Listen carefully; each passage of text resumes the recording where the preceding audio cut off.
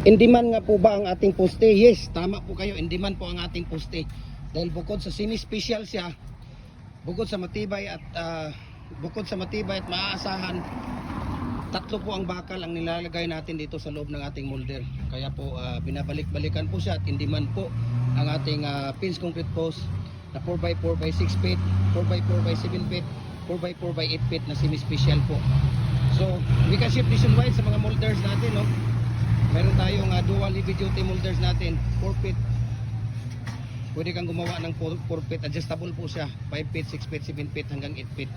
Kaya message nyo ako, share ko sa inyo ang price list sa shipping details dito. So ang price na ating pins concrete post na semi-special na 4x4 by 6, 200, 4x4 by 7 feet, 230, 4x4 by 8 feet ay 280. Ayan. So tingnan nyo na rin kung paano ilalagay yung ating matting sa loob ng ating molder.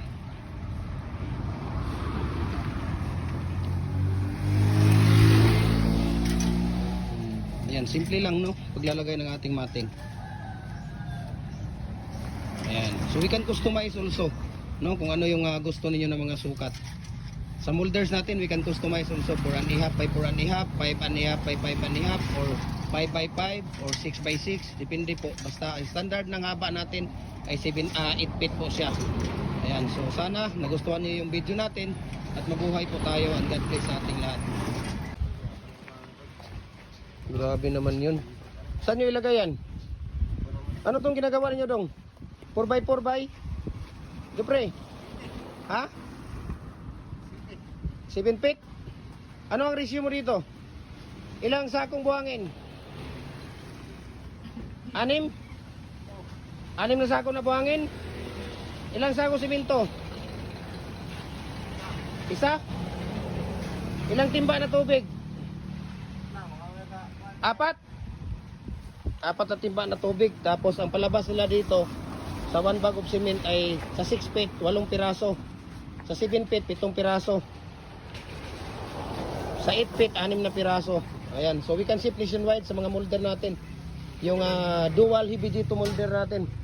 Gadali ni si kuya. Dual heavy duty molder natin. Ayan.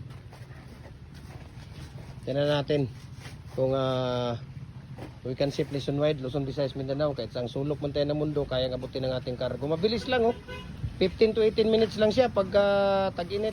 Pagka taglamig, nasa mga pag makulimlim, walang init, nasa mga ano lang siya, mga nasa 20 to 30 minutes lang po. Ayan.